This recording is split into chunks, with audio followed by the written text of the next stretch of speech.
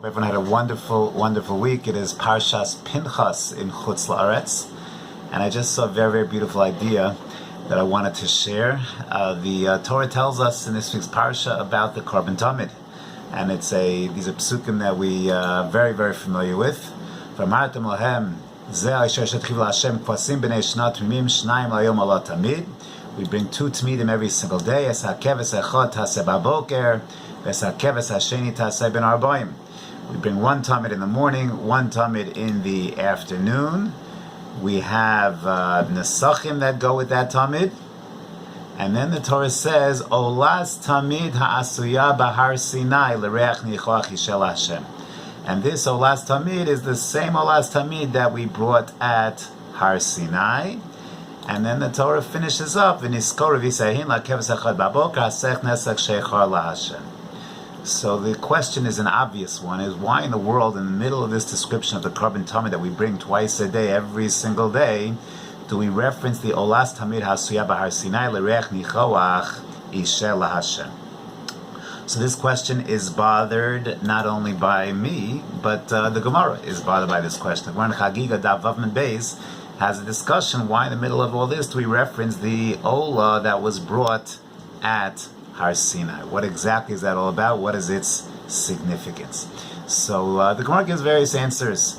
One answer given by the Gemara is that really all that was described at Har Sinai was Ma'aseha Nemru b'Sinai.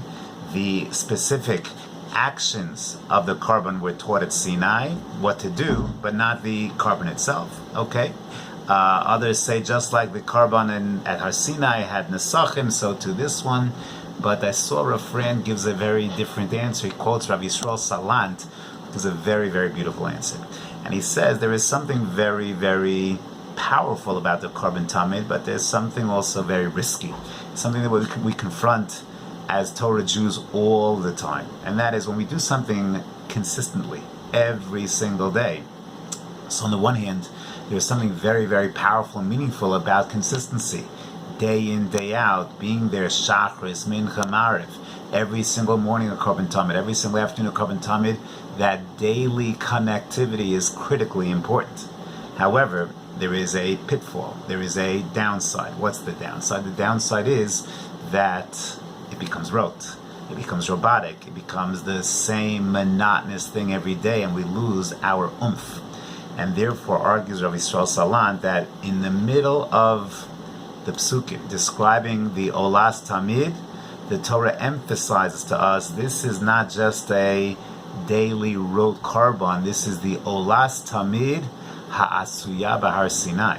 This is supposed to link you back to something much more profound and significant. Don't get lost in the monotony of the day-to-day avoda. Realize that this has connectivity to Sinai. This is the same exact korban. Be inspired. Inspire yourself, understand what this really, really is. After all, Har Sinai was a once in a world history event. And there was a korban there, an Olas Tamid, that was there. And this is a recreation of that. This is echoing that. Be inspired. Make it inspiring. Figure out how to make it happen. You can't just have a Har Sinai, because then our memories, unfortunately, are very, very short. You need the day-to-day, but the day-to-day has to be endowed with that inspiration of Kolos Uvrakim. I will just share that, as many of you know, I am not that far off of a 2-year period of Avelis. And as an Avel, when you're davening for the Amud every single day, so I took upon myself, obviously this is not the Chidush, but to be makpid to get to Shul on time every single day. There's a Kaddish in the beginning of davening that you want to make sure you get to. And really stay till the very end, and leave my tefillin on till the very end, because you have kadeshim at the end of davening. They say a joke amongst Avelim that the only tefillah that an Avel can kind of relax for is Shabbos Mincha, because the Avel does not get the Amud, Shabbos Mincha, and the only Kaddish is at the end. But you get into the process, into the habit, the good habit of getting to Shul on time and staying till the end, not leaving early, not taking off your tefillin early.